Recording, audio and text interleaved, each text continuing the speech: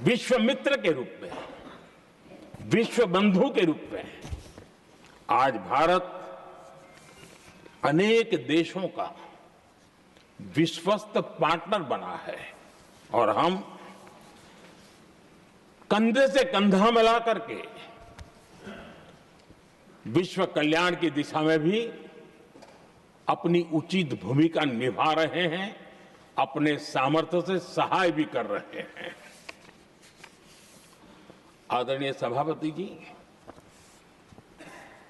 आज पूरा विश्व ग्लोबल साउथ की चर्चा करता है, लेकिन उस चर्चा के सूत्रधार के रूप में आज भारत वैश्विक मंचों पर ग्लोबल साउथ की बुलंद आवाज बन गया है।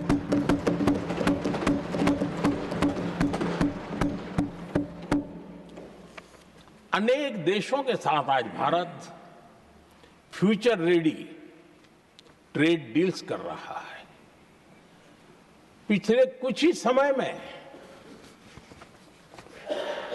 दुनिया के महत्वपूर्ण 9 बड़े देशों के साथ 9 बड़े हमारे ट्रेड डील हुए हैं और उसमें मदर ऑफ ऑल डील एक साथ 27 देशों के साथ, यूरोपियन यूनियन के साथ।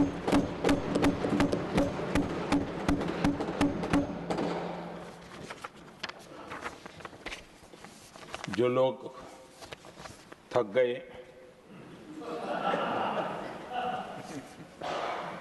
बेचारे चले गए, लेकिन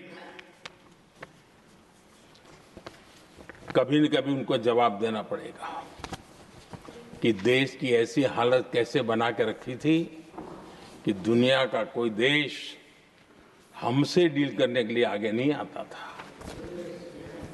आपने कोशिश की होगी, पीछे बहुत चक्कर लगाए होंगे, लेकिन किसी ने आपकी तरफ देखा भी नहीं होगा। क्या स्थिति ऐसे पैदा हुई? दुनिया के देश ऐसे ही भारत के साथ डील नहीं कर रहे हैं। आदरणीय सभापति जी, इसके पीछे सबसे बड़ी बात, डेवलप कंट्रीज एक डेवलपिंग कंट्री के साथ डील करता है ना, वो अपने आप में भी अर्थ जगत के लिए बहुत बड़ा देश है। और मेरे लिए नई बात नहीं है। जब मुझे गुजरात में सेवा करने का अवसर मिला था तो मैं एक वाइब्रेंट गुजरात समिट करता था और मेरे लिए गर्व की बात थी कि एक स्टेट, हिंदुस्तान का एक स्टेट, मेरी इस वाइब्रेंट समिट के partner country, develop country Japan हुआ करता था। एक राज्य ने सामर्थ्य दिखाया था, आज मेरा देश ये सामर्थ्य दिखा रहा है। ये तब होता है जब आपके पास आर्थिक सामर्थ्य हो, आपके पास आपके नागरिकों के अंदर, देशवासियों में एक ऊर्जा हो और खास करके मैन्युफैक्चरिंग के लिए एक मजबूत इकोसिस्टम हो, तब जाकर के विश्व आपके साथ डील करने के लिए आगे आता है।